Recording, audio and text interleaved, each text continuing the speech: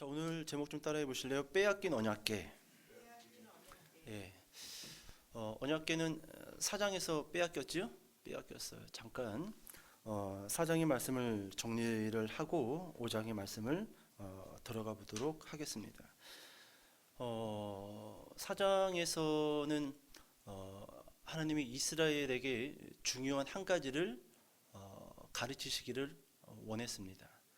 그것을 저는 이 4장 전체를 저는 한 단어로 이렇게 이야기했죠. 청소. 청소력 기억나시죠? 청소할 수 있는 힘. 예. 물건을 청소한다. 어떤 있었던 오래된 물건을 치운다라는 것은 새로운 물건을 그 자리에 갖다 놓기 위한 어떠한 이 전 단계의 작업이다. 그렇게 이야기를 했어요. 자, 하나님께서는 무언가 한 가지 중요한 것을 가르치시기 위해서 무엇을 일으키셨냐 하면은 전쟁입니다. 전쟁. 그런데 이 전쟁은 영토를 정복하기 위한 전쟁도 아니었고, 그리고 이 약탈을 위한 목적이 아니었던 전쟁이라는 겁니다. 그러면 과연 하나님께서는 이스라엘과 블레셋 이 전쟁을 통해서 무엇을 이스라엘 백성들에게 가르치기를 원하셨는가? 사장을 쭉 보면서 우리가 아마 그것들을 좀 생각해 봤을 겁니다. 여러분, 이 전쟁은 총 2번 싸웠어요. 첫 번째 전쟁, 이스라엘은 당연히 이길 줄 알았죠. 당연히 이길 줄 알았습니다. 그런데 몇 명이 죽지요? 4천여 명이 첫 번째 전투 가운데 전사를 하고 맙니다. 자, 이길 줄 알았는데 졌어요. 그래서 이스라엘의 장로들이 기가 막힌 질문을 하죠. 이렇게 질문을 하죠. 여호와께서 어찌하여 우리에게 블레셋 사람들 앞에 패하게 하셨는고? 참 좋은 질문입니다. 우리가 하나님의 이름으로 그리고 하나님의 사람으로서 마땅히 이길 만한 싸움인데, 마땅히 승리할 만한 싸움인데 졌단 말이에요. 4천여 명이 전사를 했어요. 짧은 시간 안에. 좋은 질문이지요.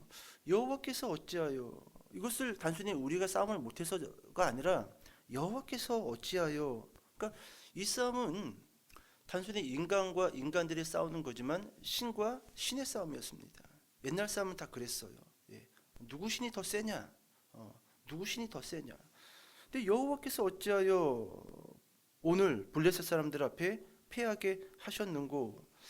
참 좋은 질문이에요. 그러면 이 질문은 좋은 질문이기 때문에 이 질문에 좀 걸맞은 답을 하기 위해서는요, 이 이스라엘의 장로들이라고 한다면은 사람들이 모여서 회의를 했어야 돼요. 가장 알맞은 답을 얻기 위해서는. 근데 회의를 해요, 안 해요? 안 하죠. 그리고 귀상천외한 답을 내놓습니다. 그 답이 뭘까요?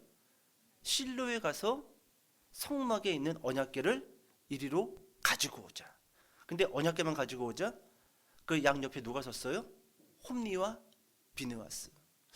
여러분, 제가 이런 말씀을 드렸지요. 언약궤가 실로에 있던, 언약궤가 예루살렘에 있던, 그건 중요하지 않습니다. 그러니까 이 장로들은 참 좋은 질문을 던져 있기는 했지만 정답이에요, 오답이에요? 완전 비껴나간 오답을 거기다 적은 거예요. 언약궤를 가지고 오자. 그리고 제사장들도 같이 전쟁터로 부르자. 자, 그리고 시간이 지난 후 전쟁터 한가운데에 언약궤와 제사장들이 에봇을 입고 딱 섰습니다. 여러분, 이 순간 언약궤는 괴짝이 된 거예요. 이 순간 언약궤는 더 이상 언약궤가 될 수 없다라는 겁니다.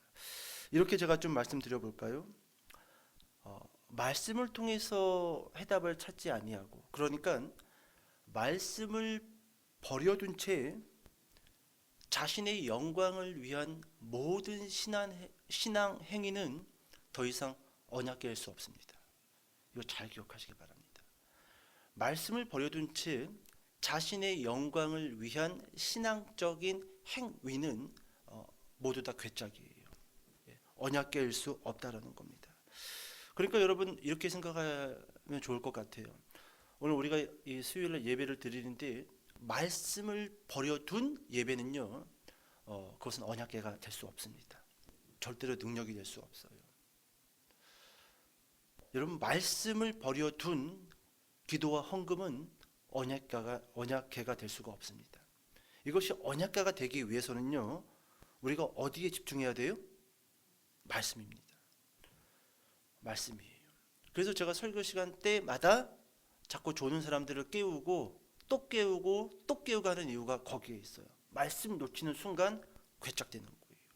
교회도 마찬가지예요. 아무리 교회가 화려해도 그 안에 하나님이 전하시고자 하는 그 말씀이 명확하게 전달되어지지 않는다라고 한다면 그 교회는 더 이상 교회일 수 없습니다. 교회의 능력 나타나지 않아요. 교회의 능력이 뭘까요? 자유케 하는 거예요. 자유케 하는 거예요. 교회에 갔다 왔더니 너무 묶이는 것 같아요. 물론 그럴 수 있어요. 일하기 싫은 사람들은 그럴 수 있습니다.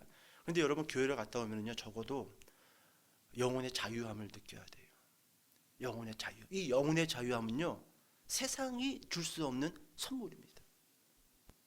오늘 여러분, 급속도로 벌써 오래됐지요. 많은 사람들이 정신적인 질병 앞에 피폐해져 가고 있어요. 이거 오래됐습니다. 오래됐어요.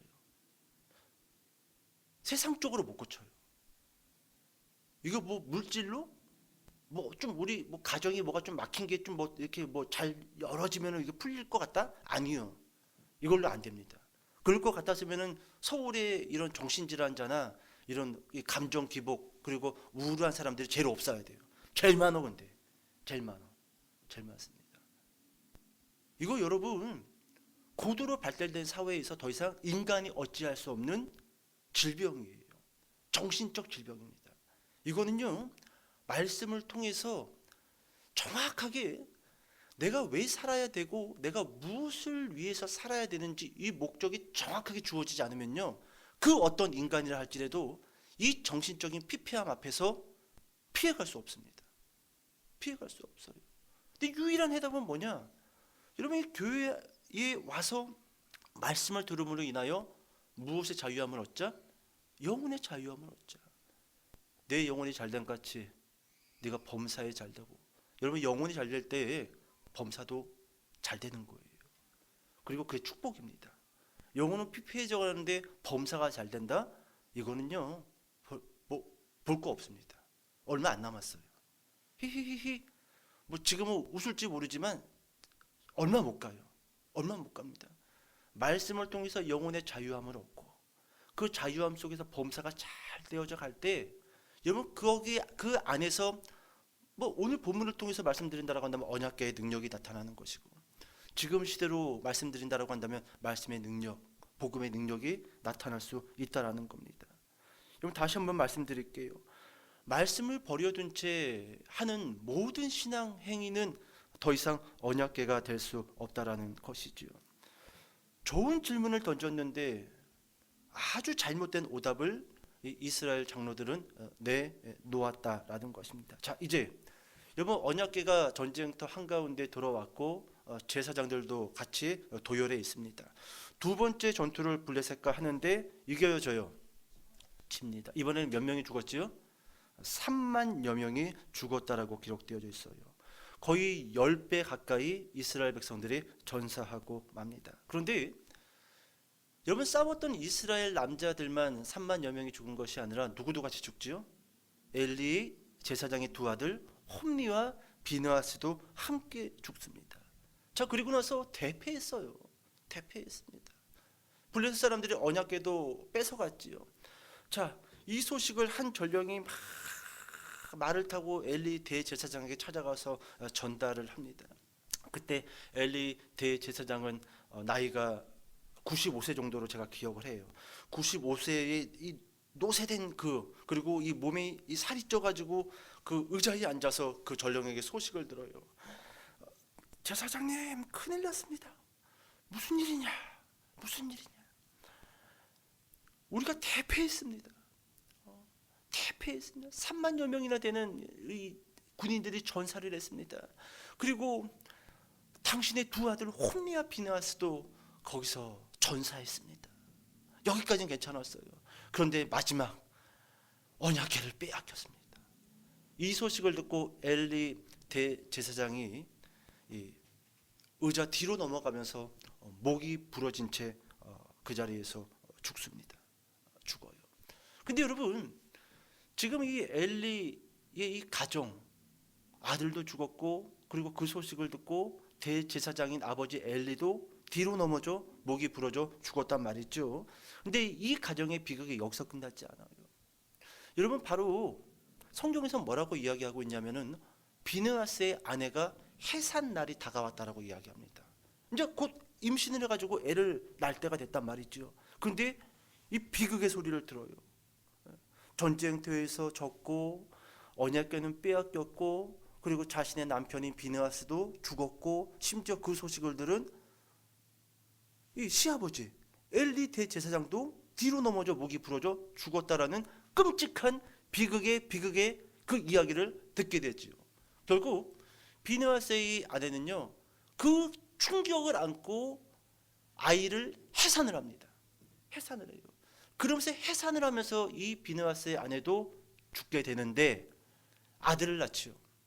그러면서 죽기 전에 이 아들의 이름을 지어주는데 그 아들의 이름이 뭘까요? 따라해 봅시다. 이가봇. 예, 성이 뭐예요? 우리나라 사람인가? 여러분, 이가봇이라고 그렇게 이름을 지어주고 비느하스의 아내는 죽습니다. 여러분, 이가봇의 뜻이 뭘까요? 오늘 본문은 아니지만 4장 21절과 22절의 말씀 같이 한번 읽어볼게요. 사무엘상 4장 21절과 22절. 자, 시작. 영광이 이스라엘에서 떠났다 하고 아기 이름을 이가봇이라 하였으니 하나님의 궤가 빼앗겼고 그의 시아버지와 남편이 죽었기 때문이며 또 이르기를 하나님의 궤를 빼앗겼으므로 영광이 이스라엘에서 떠났다 하였더라. 아멘. 여러분, 이가봇이 뜻이 뭐죠? 영광이 떠났다. 누구의 영광이 떠났다? 하나님의 영광이 떠났다. 여러분, 이 전쟁의 목적이 뭐라고요? 왜 하나님이 이 전쟁을 통해서 이스라엘에게 중요한 한 가지를 가르쳐 주려고 했던 거죠? 그 목적이 뭐였어요? 영광 떠났다라는 거예요. 영광 떠났다라는 거예요. 누구의 영광이에요? 하나님의 영광이에요.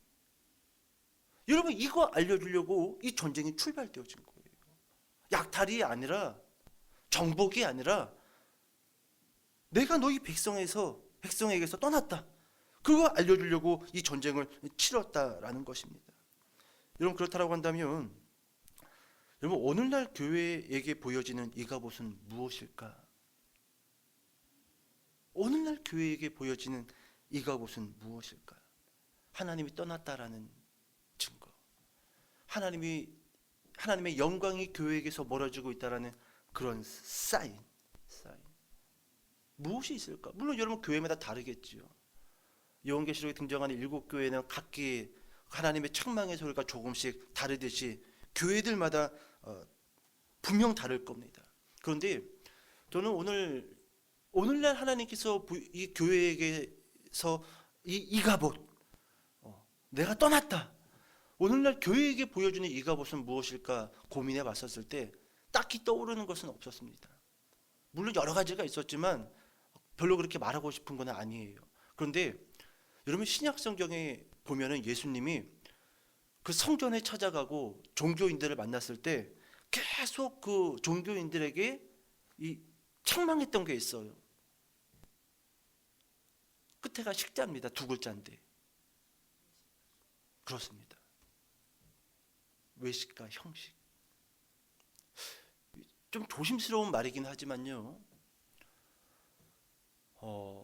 이것은 예수님이 가장 크게 책망했던 거예요. 외식과 형식. 외식은 뭐지요? 겉과 속이 다른 거지요?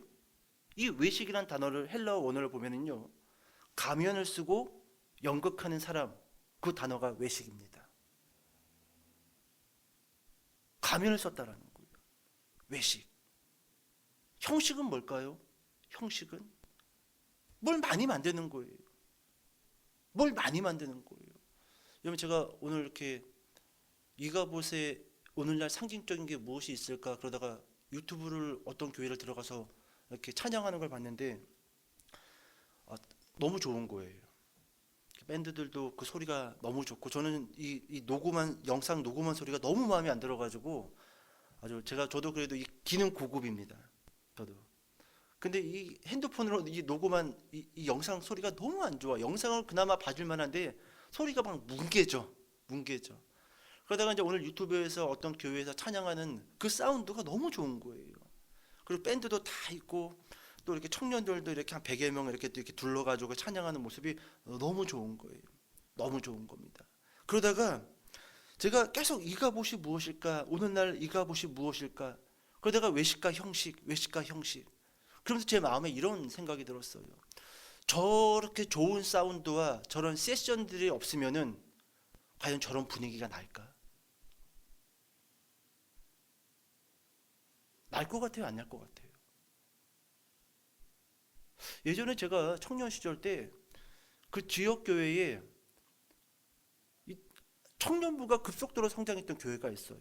그리고 그 교회는 찬양팀이 아주 고도로 훈련되어져 가지고 세워졌습니다. 근데 그 교회 찬양팀을 인도했던 그 남자분이 아주 잘생겼어요. 그러면은 그 찬양팀에 오는 그 회중들이 형제가 많을까요? 자매가 많을까요? 압도적으로 자매가 많아요. 압도적으로. 어린이들도 좀 혼비 비율이 맞아야 되는데 압도적으로 많아요. 그러다가 좀 뭔가 좀 이 리더하고 뭐가 좀 이렇게 세션 들어가 삐끗해가지고 리더가 거기를 나와버렸습니다. 그랬더니 다음 주 찬양 집회부터 자매들이 싹 빠져나간 거예요. 여러분 이게 형식이에요. 이게 형식이에요. 오늘날 하나님이 이 시대의 교회에게 보여주는 상징적인 이 값옷이 무엇일까? 저는 신약 성경에 예수님이 책망했던 그 외식과 형식에서 크게 벗어나지 않을 것이다라고 생각이 되어집니다. 여러분 너무 다양해져요. 너무 화려해집니다. 너무 아름다워져요. 그러면 과연 그것들이 다 없는 상태에서도 그와 같은 감정, 그와 같은 뜨거움, 그와 같은 갈망, 열망 가질 수 있겠냐라는 거예요. 가질 수 있겠냐라는 거예요. 여러분 가질 수 있어요. 근데 하나님의 영광이 떠나니까 그 헛헛함을 뭘로 채우려고 하는 거예요? 자꾸 뭔가를 만드는 거예요. 더 화려한 사운드, 더 화려한 조명, 목사들도 더 화려하게, 강단도 더 화려하게 자꾸 뭔가를 만들어가는 거예요. 이건 여러분 정확하게 천주교를 따라가는 모습입니다. 기독교는 원래 그러지 않았어요. 여러분 말씀 하나 찾아볼까요? 말씀 하나 찾아봅시다. 사도행전 4장 넘어가 봅시다. 사도행전 4장 29절부터 37절. 사도행전 4장 29절부터 37절까지입니다. 제가 한 절 읽고 여러분들 읽어보세요. 주여 이제도 그들의 위협함을 굽어보시옵고 또 종들로 하여금 담대히 하나님의 말씀을 전하게 하여 주시오며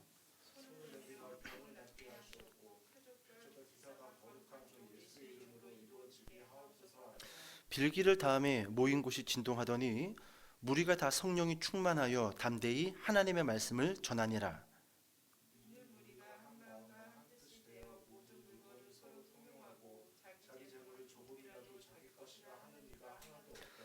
사도들이 큰 권능으로 주 예수의 부활을 증언하니 무리가 큰 은혜를 받아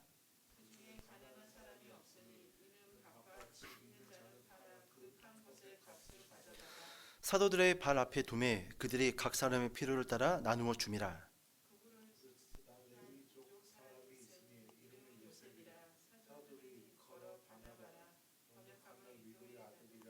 같이 읽을까요?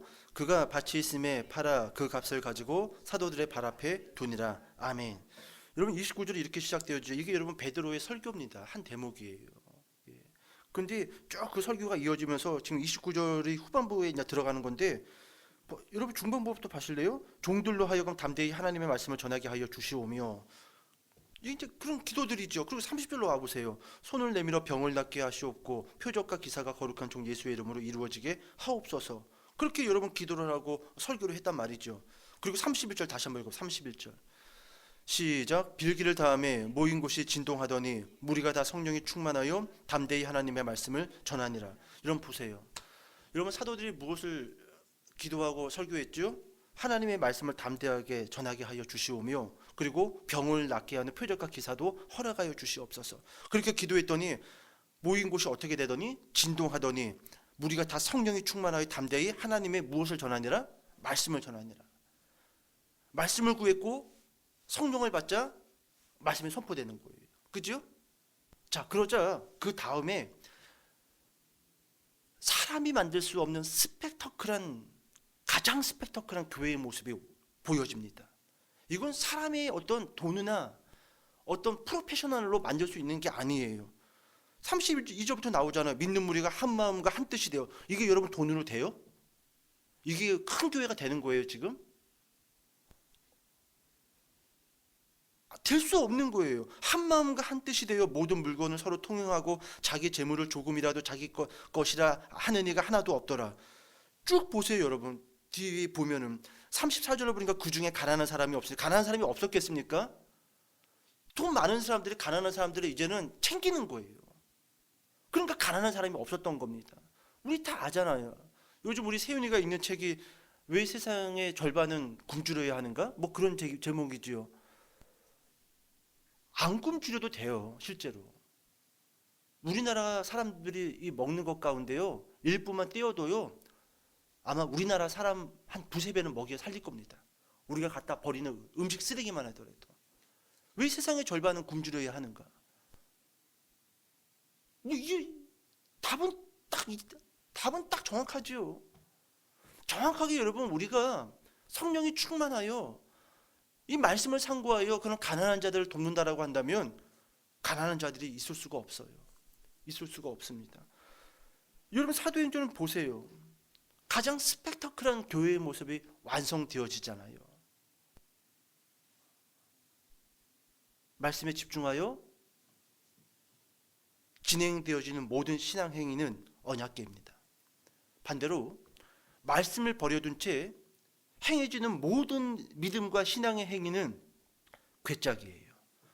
이게 정확하게 지금 사도행전 4장에서 그리고 오늘 본문 사무엘상 5장과 4장에서 그것을 우리에게 말씀해 주고 있다라는 거예요. 여러분 사도행전 6장 7절 한번 읽어봅시다. 사도행전 6장 7절.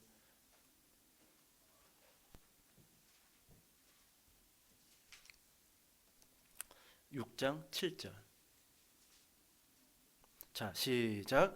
하나님의 말씀이 점점 왕성하여 예루살렘에 있는 제자의 수가 더지고 허다한 제사장의 무리도 이 도에 복종하니라. 무엇이 점점 왕성하여? 말씀이 점점 왕성하여. 이건 제가 아까 그랬잖아요. 이가봇 하나님의 영광이 떠났다. 비록 그것이 사무엘 4장에서 제사장 가문의 몰락 그리고 비느하스의 아내가 해산한 그 아들의 이름이 이가봇이라고 해서 여러분 하나님이 그때 떠난 게 아니에요. 이미 오래전부터 하나님의 영광이 떠났었는데 그걸 지금 보여주는 거예요. 하다 안 돼 보여가지고. 그럼 봅시다. 한참 전에 이미 이가봇 하나님의 영광이 떠났는데 이스라엘에서는 여전히 제사는 진행되어지고 있었어요. 여전히 찬양도 진행되어져 있었고 여전히 기도도 하고 있었고 여전히 제사장들의 그런 성전 출입도 분주했단 말이죠. 그런데 하나님의 영광은 그 자리에 없었다라는 거예요. 끔찍하지 않습니까? 오늘 우리가 그럴 수도 있어요. 우리가 열심히 뭔가 주를 위해서 한다고는 하는데 하나님은 없는 거예요. 그럼 그 열심은 다 뭐냐라는 거예요. 아무것도 아닌 거예요. 아무것도 아니라는 것이죠. 여러분 지금 이 시대에 우리가 이가봇의 함정에 빠지지 않기 위해서는요 딱 하나입니다. 말씀을 통해서 내 영혼에 힘이 되는가 그거 하나를 먼저 체크해 봐야 돼요. 말씀으로부터 출발되어져야 돼요.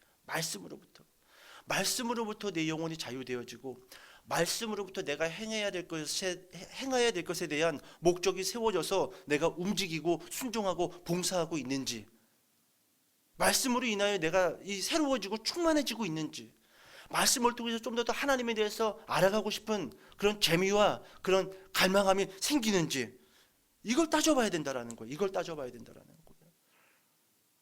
근데 안타까운 건 뭐냐면 글쎄요 저도 뭐 이렇게 사역을 하다 보니까 보통 한 교회에서 계속 있잖아요. 근데 이렇게 주변 이야기들 들어보고 하면은 다들 교회는 왔다 갔다 하는데 뭘 듣고 왔는지 모르고 있다는 거예요. 뭘 듣고 왔는지.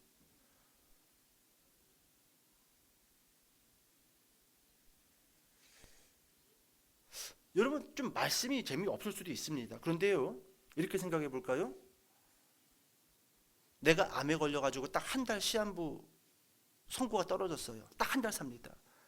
근데 어느 날 목사님이 암에 대한 책을 읽고 와서 암에 대한 이야기를 서론으로 썼어. 예화로 썼어. 그 이야기가 들릴까요? 안 들릴까요? 스펀지처럼 들립니다. 스펀지처럼. 스펀지처럼 들려요. 물론 여러분 말씀을 전하는 사람의 책임도 있습니다. 근데 더 큰 책임은 뭐냐면 우리가 교만해졌다라는 거예요. 안 들어도 된다라는 겁니다. 아니에요. 저도 어렸을 때는요, 안 들리면 안 들었고 들리면 잘 들리면은 재밌네 그러고 들었어요. 근데 나이를 먹으면 먹을수록 이 말씀이 그냥 정확하게 이렇게 표현할게요. 예전에는 이런 표현 별로 안 좋아했어요. 할아버지 할머니들이 그렇게 많이 이야기를 해서, 특히 순복음 교단에서 생명의 말씀. 이게 생명의 말씀이더라고요. 왜 제가 자꾸 이게 생명의 말씀으로 갑자기 보이냐 하면은 그냥 나이가 들었잖아요. 일단은 나이가 들었잖아요. 그리고 맞아, 이게 정말 생명의 말씀이에요. 그냥 말씀, 성경이 아니에요. 이 말씀 안에 내 생명이 있고 이 말씀 안에 내 영혼의 기쁨이 있어요. 전에는 제가 교만했던 거예요.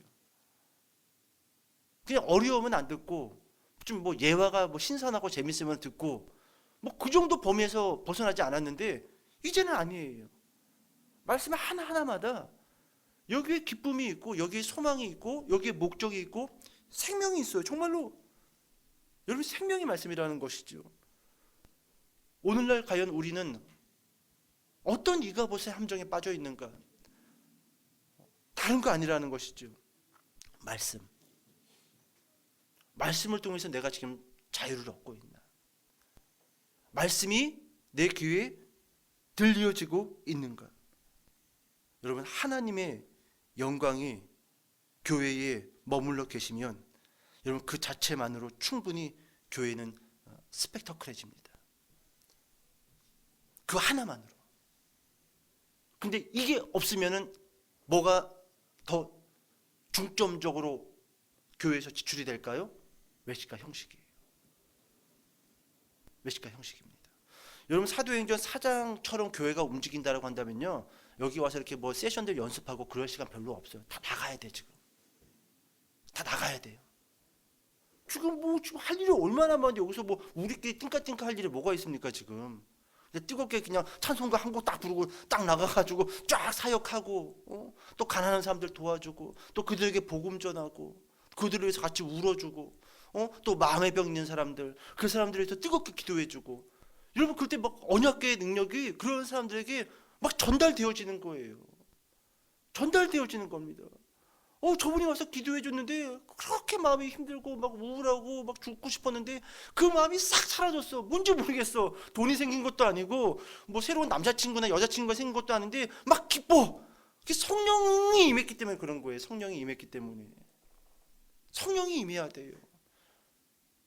그러니까 여러분 이 외식과 형식에 점점 이 치중되어진다라는 것은요, 그만큼 이가봇 하나님의 영광이 멀어지니까 그 헛헛함을 자꾸 뭘 만들므로 인해서 그것을 자꾸 채우려고 한다라는 것이죠. 여러분 근데 이가봇의 시대가 이스라엘은 사장에서 시작되어졌단 말이죠. 그런데 누가 죽었지요? 대표적인 인물 엘리가 죽었다라는 그 기록을 통해서 무엇을 보여줄까요? 비록 이가봇의 시대가 시작되어졌지만 이제 곧 이가봇의 시대는 끝날 것이다.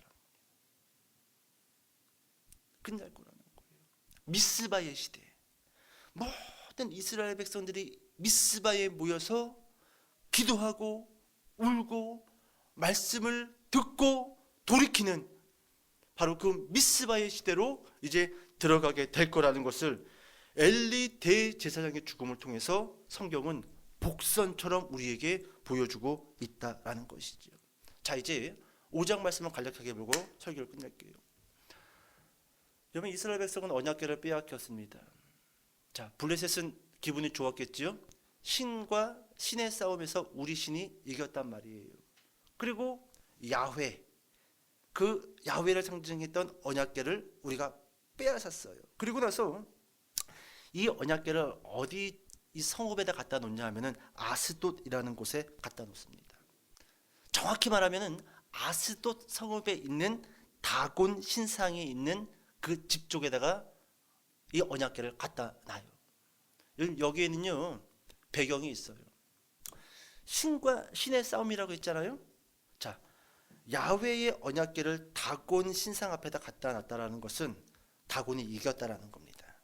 그리고 우리 신이 이 신의 능력을 빼앗아서 더 강력한 신이 될 거다라는 그런 상징과 배경이 이 안에 담겨져 있다라는 거예요. 자, 여러분, 다곤 신상이 있는 그 사당에다가 언약궤를 갖다 놨어요. 그리고 하룻밤 지나고 아침이 돼서 문을 열어봤더니 어떻게 되어져 있지요? 다곤이 언약궤 앞에 코 박고 있는 거예요. 여러분, 다곤 신상은요 어떤 신상이냐 하면은 큰 물고기 모양을 하고 있는 것이 다곤 신상입니다. 곡물신. 농경사회에서 곡물을 풍성하게 축복해주는 신이 다곤 신인데, 아침에 문을 열어봤더니 언약궤 앞에 다곤 신이 코 박고 이러고 누워 있어요. 사람들이 깜짝 놀랐지요. 자, 그래가지고 이 블레셋 사람들이 다곤 신을 막 세워가지고 다시 원위치 시켜 놓습니다. 이거 어리석지 않습니까? 신인데 지금 누구 부축받아가지고 서요? 사람이지요. 그럼 결국 우상은요 누가 만드는 거예요? 사람이 만드는 거예요. 사람이 만드는 겁니다. 자, 그리고 하룻밤이 또 지났습니다. 그리고 딱 문을 열어봤더니 어제랑 똑같이 다곤이 코 박고 언약궤 앞에 경배하듯이 쓰러져 있어요. 그런데 이번에는 뭐가 다르냐? 두 팔이 잘려 있고 목이 잘려 있습니다. 잘려 있어요. 오, 깜짝 놀랐죠. 깜짝 놀랐죠. 이거 어떡하지? 이거 어떡하지? 깜짝 놀라요. 자, 그리고 그날부터 하나님이 이 아스돗 성읍의 사람들을 치는데, 성경을 보니까 독한 종기가 사람들에게 나게 해서 사람들로 하여금 심히 고통스럽게 만듭니다. 그런데요, 여러분, 70인역이 있어요. 구약 히브리 성경을 헬라어로 번역한 70인역이 있는데, 70인역을 이 사무엘 4장 이 5장의 말씀을 보면은요, 독한 종기를 이 뭐라고 기록되어져 있냐면 항문의 종기가 났다라고 기록이 되어져 있습니다. 70인역본에는 항문의 종기와 짖대가 아스돗 성읍을 들끓게 만들므로 인하여 사람들로 하여금 괴롭게 했다라는 거예요. 그래서 앉지도 못하고 뒤로 눕지도 못하고 사람들은 이거 어떡하나, 뭐 치질 그런 거 있잖아요. 치질, 악성 치질, 뭐 뾰루지 그런 거. 70인역은 그렇게 기록이 되어져 있어요. 자, 여러분, 우리 5장 7절 같이 한번 읽어보겠습니다. 사무엘상 5장 7절. 자, 시작. 아스돗 사람들이 이를 보고 이르되 이스라엘 신의 궤를 우리와 함께 잊지 못하게 할지라 그의 손이 우리와 우리 신 다곤을 친다 하고. 아멘. 자, 이제 아스돗 사람들이 안 되겠다 싶어가지고 이 언약궤를 다른 성읍으로 옮기는데, 두 번째 장소가 우리가 잘 알고 있는 장소예요. 가드. 가드 아시죠? 가드 하면 딱 떠오르는 인물이 있죠. 누굴까요? 키가 큰 사람, 다윗하고 한판 붙어가지고 깨진 사람, 골리앗. 여러분, 골리앗의 고향이 어디냐면 바로 가드입니다. 가드. 아낙 자손이 살았던 장소. 여러분 보세요. 아스돗 사람들이 이 여호와의 그 언약궤를 가드로 옮겼다라는 것은 가드가 좀 더 강하기 때문에 가드 쪽에 보내면은 요 언약궤가 요 하나님이라는 요 야훼 신이 꼼짝 못할 거다. 그게 또 강한 사람들에게 보낸 거예요. 그럼 과연 어떻게 됐을까요? 가드 사람들이 과연 이 언약궤를 이겼을까요? 여러분 5장 9절 말씀 읽어볼까요? 5장 9절. 자, 시작. 그것을 옮겨간 후에 여호와의 손이 심히 큰 환난을 그 성읍에 더하사 성읍 사람들의 작은 자와 큰 자를 다 쳐서 독한 종기가 나게 하신지라. 누가 이겼어요? 가드가 이겼어요? 하나님이 이겼어요? 하나님이 이겼죠. 여러분 지금 보세요. 비록 블레셋 사람들이 언약궤를 빼앗아 그 블레셋 성읍으로 데리고 갔지만 지금 그 블레셋의 그 이 하나님의 언약궤가 쭉 한 바퀴를 돌면서 블레셋 사람들이 섬기고 있었던 그 신들을 다 치고 있다는 거예요. 그 신은 누가 만든 거라고요? 사람이 만든 거예요. 있는 존재가 아닙니다. 그걸 보여주는 거예요. 나밖에 없다라는 거예요. 다곤, 물고기 신, 곡물의 신 그런 거 없다. 그런 거 없다. 가드도 마찬가지요. 자, 이제 가드 사람들도 독한 종기가 나서 안 되겠다 싶어가지고 이제 세 번째 장소로 이 하나님의 이 언약궤를 옮깁니다. 그 세 번째 옮긴 장소가 어디냐면 바로 에글론입니다. 에글론. 여러분 에글론은 어떤 신이 있는 성읍이냐 하면은 이거 말씀 하나 찾아봐야 돼요. 열왕기하 1장 2절 한번 찾아보세요. 열왕기하 1장 2절.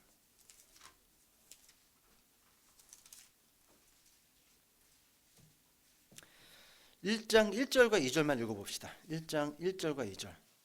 열왕기하. 자, 시작. 아합이 죽은 후에 모압이 이스라엘을 배반하였더라. 아하시야가 사마리아에 있는 그의 다락 난간에서 떨어져 병들매 사자를 보내며 그들에게 이르되 가서 에그론의 신 바알세붑에게 이 병이 낫겠나 물어보라 하니라. 여러분 여기 보니까 지금 뭐가 나와요? 아니요. 장소. 에그론이 나오죠? 에그론. 에그론에 어떤 신이 있어요? 바알세붑. 여러분 이 세 번째 이 블레셋 사람들이 그 언약궤를 어디에다 옮겼다고요? 에그론. 에그론. 더 강한 신에게 보낸 거예요. 바알세붑. 바알세붑. 정확히 히브리 언어로는 이 바알세붑을 바알제부부로 읽습니다. 바알제부부. 아하시야도 다락 난간에서 떨어져 병들었어요. 그래서 그 병을 고치기 위해서 사신을 누구에게 보냈다고요? 이 에그론에 있는 바알세붑 이 신에게 보냈다라는 거예요. 병을 고치려고. 그만큼 이스라엘 백성들에게도 좀 혈액이 괜찮은 신이다. 병을 잘 고친다고 하더라. 거기 가서 좀 이렇게 돈 좀 주고 뭐 부적 같은 거 하나 써갖고 오면은 웬만한 병을 고친다더라. 그런 소문이 있었던 것 같습니다. 그러니까 심지어 이 이스라엘 왕조차도 사신을 이 에그론으로 보내지 않습니까? 근데 여러분 이 바알세붑은 어떤 신이냐 하면은요 영화 제목이에요. 파리대왕. 파리대왕 혹시 기억나세요? 아마 이 파리대왕 영화 제목 기억나시는 분들은 얼추 70년생들이에요. 80년생들은 파리대왕 모릅니다. 이 파리대왕이요 책으로도 써졌고 그걸 영화로 만들어졌지만 이 파리대왕의 이 중심 줄거리는 뭐냐면은 사람 안에 있는 악입니다. 악. 그것을 이 영화나 책에서 보여주고자 했던 거예요. 영화 제목이 파리대왕이에요. 그런데 여러분 이 바알세붑 신약 성경에서는 이렇게 이야기를 하죠. 예수님이 하루는 귀신 들린 사람을 고쳐주었습니다. 자, 그래서 종교 지도자들이 예수님을 향하여 이렇게 이야기합니다. 바알세붑의 힘을 얻고 귀신을 쫓고 있다. 여기서 말하는 바알세붑의 그 뜻은 뭐죠? 귀신의 왕, 우상의 왕. 그러니까 여러분 이 에그론에 있었던 바알세붑은요 그 뜻이 파리대왕이지만 한편으로는 귀신의 왕이었던 거예요.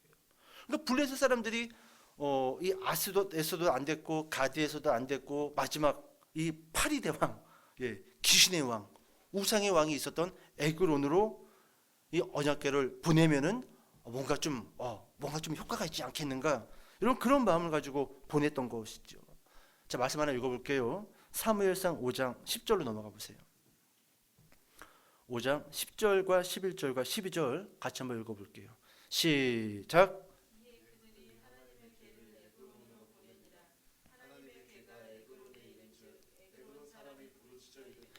그들이 이스라엘 신의 궤를 우리에게로 가져다가 우리와 우리 백성을 죽이려 한다 하고 이에 사람을 보내어 블레셋 모든 방백을 모으고 이르되 이스라엘 신의 궤를 보내어 그 있던 곳으로 돌아가게 하고 우리와 우리 백성이 죽임 당함을 명쾌하자 하니 이는 온 성읍이 사망의 환난을 당함이라.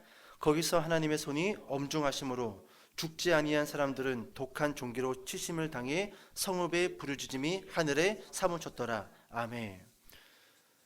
여러분, 에고론에 보내진 하나님의 언약궤, 결국 누가 이겼어요? 바알세붑이 이겼어요? 아니면 하나님의 언약궤가 이겼습니까? 하나님의 언약궤가 이겼죠? 마찬가지였어요. 마찬가지였습니다. 5장 12절에 보니까 죽지 아니한 사람들은 아마 많은 사람들이 죽었나 봅니다. 그리고 독한 종기가 걸려가지고 대부분의 사람들이 고통 가운데 있었던 것 같습니다. 12절 말씀 보니까 죽지 아니한 사람들은 독한 종기로 치심을 당해 성읍의 부르짖음이 하늘에 사무쳤더라. 결국 비록 그 언약궤는 빼앗겼지만 그 블레셋 땅을 한번 돌면서 강력했던 신들을 하나님이 치시지요. 결국 누가 진짜 신이다? 하나님이 진짜 신이다. 신이 여럿이 있는 것을 의미하는 게 아니에요. 너희들이 만든 그 모든 신의 그런 조각들은 다 너희들의 마음에서 나온 것들이다. 마음에서 나온 것들이다. 여러분, 이제 좀 설교를 정리해 볼게요. 저는 결론을 좀 두 가지로 좀 정리해 봤습니다. 첫 번째 결론, 블레셋에게도 하나님을 믿을 수 있는 기회가 왔다라는 거예요. 블레셋에게도. 여러분, 로마서 11장 11절에 보면은요, 이런 말이 있습니다. 그들이 넘어짐으로, 여기서 말하는 그들은 유대인이에요. 그들이 넘어짐으로 구원이 이방인에게 이르러. 이스라엘 유대인들이 넘어짐으로 그 구원이 누구에게 왔다고요? 이방인에게 왔다라는 겁니다. 이방인에게. 오늘 같은 말씀 아닐까요? 이스라엘 백성들의 악함 때문에 하나님의 영광이 떠났어요. 그리고 그 영광이 어디로 갔죠? 블레셋으로 갔죠. 만약 블레셋 사람들이 다곤 신상을 자꾸 세워가지고 그 신상에다 자꾸 올려놓을 게 아니라 이쯤 되면 다곤 버려야죠. 목도 잘렸잖아. 팔도 잘렸잖아. 그런데도 또 목 붙이고 팔 붙이고 다시 또 갔다나.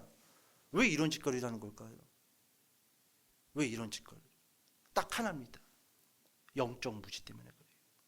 영적으로 무지한 사람은요, 하나님이 직접적으로 보여주고 알려줘도요 못 봅니다.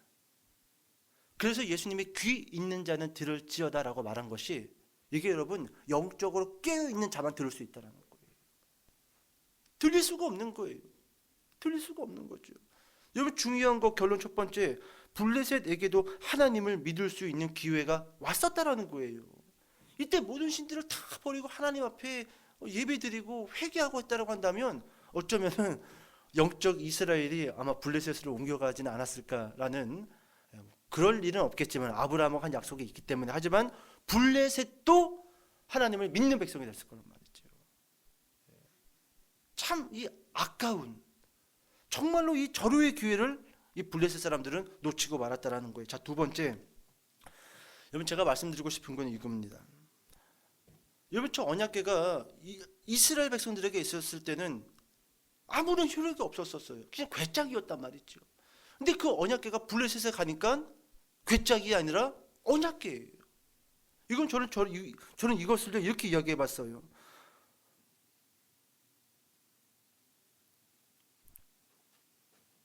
여러분, 지금도 부흥하는 교회들이 있고, 그리고 개척을 해서 쓰임받는 교회들이 있다는 겁니다. 그렇죠? 근데 이 성장이 안 되는 교회들이 하는 얘기들이 다 비슷합니다. 이제 끝났어, 교회는. 끝났어. 여러분, 이스라엘 백성들이 저 블레셋에서 여기서는 괴짝이었는데 거기서는 언약궤였을 때, 이스라엘 백성들이 처음으로 깨달아야 될 게 뭐냐면, 여전히 하나님은 살아계시다라는 걸 깨달았어야 되는 거예요. 여전히 하나님은 살아계시고 그 능력이 뛰어나시고 전능하시고 전지하시고 때로는 벌하시고 하나님은 여전히 건재하시다. 그걸 깨달았어야 된다라는 거예요. 그리고 그걸 깨달으면 어떻게 해야 되는 거예요? 정신 차려야죠. 다시 말씀으로 돌아가야죠. 말씀으로 돌아가는 게 중요해요. 근데 여러분, 이게 오늘날로 우리가 적용해본다라고 한다면, 뭐 성장이 되든 안 되든지 간에 대부분의 이 교회들이요, 이제 끝났다라는 겁니다. 근데 여전히 성장하는 교회들은 성장하고 있어요.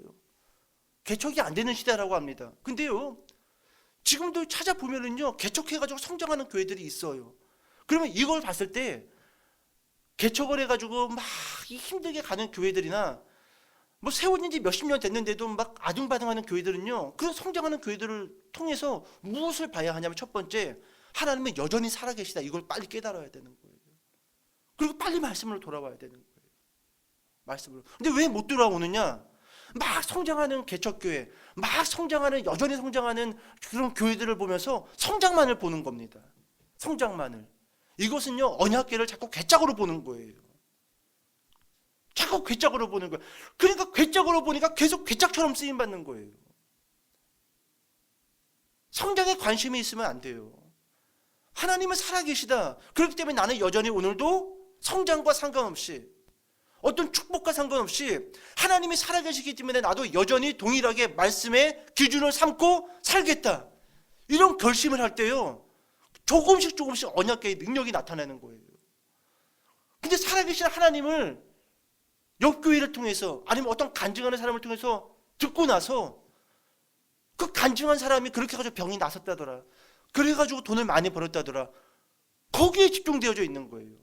그러니까 나에게는 계속 괴짝으로밖에 능력이 안 나타날 수밖에 없는 거죠. 여러분 꼭 기억하시기 바랍니다. 지금도 부흥하는 교회들이 있고요, 지금도 개척을 해서 쓰임받는 교회들이 있다라고 한다면 하나님은 여전히 역사하시는 하나님이라는 거예요. 그럼 우리가 어디로 돌아가자? 말씀으로 돌아가자. 성장 그거 쳐다보지 말고, 저 교회가 저렇게 했더니 저렇게 성장했대더라, 거기에 집중하지 말고 그렇게 일을 만들어 가시는 그 하나님에게 집중하자라는 거예요. 그러면요, 자유할 수 있어요. 자유할 수 있어요. 또 하나 말씀드리고 싶은 것은 이겁니다. 우리나라가 이가봇이라고 해서 다른 나라도 이가봇이라고 믿어서는 안 된다라는 거예요. 지금 우리나라 한국교회가 얼마나 급속도로 무너지고 있습니까? 엄청나게 무너지고 있어요. 지금 뭐 여기 뭐 10대 애들, 뭐 20대 애들이요, 지금 10대는 뭐 2%, 3%?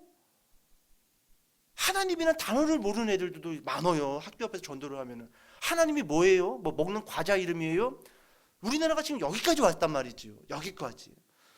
여러분, 이런 모습을 보고 우리나라는 분명 이가봇이다, 하나님의 영광이 떠났다, 그리고 착각하는 게 다른 나라도 이가봇이라고 믿는 사람들이 있는데, 지금 어떤 나라는 막 급속도로 성장하는 교회들이 있어요. 교회가 부흥하고 병고침이 일어나고 말씀이 왕성하여 살아나는 교회들이 있단 말이지요. 여러분, 다른 나라가 그 성장하는 모습을 통해서 하나님은 여전히 일한다는 것을 우리는 봐야 돼요. 그렇기 때문에 우리도 일을 한다, 안 한다? 일을 한다. 일을 해야 된다. 하나님은 지금도 동일하게 역사하시고, 동일하게 우리 가운데 너희가 나를 괴짝으로만 취급하지 않는다라고 한다면 나는 언제든지 너희에게 언약궤로서 돌아올 것이다. 돌아올 것이다. 오늘 여러분, 저도 그렇고 여러분들도 그렇고, 혹시 내가, 그리고 우리가 이가봇과도 같은 그런 시대에 살고는 있다 할지라도 그 이가봇을 볼 것이 아니라 지금도 여전히 역사하시고 일하시는 그 하나님의 소문을 듣고 나도 이제 다시 말씀으로 돌아가 하나님의 영광을 바라보며 살겠다, 그렇게 다짐하는, 언약궤를 언약궤로만 바라보는 저와 여러분 되시기를 주님의 이름으로 축복합니다. 기도하겠습니다.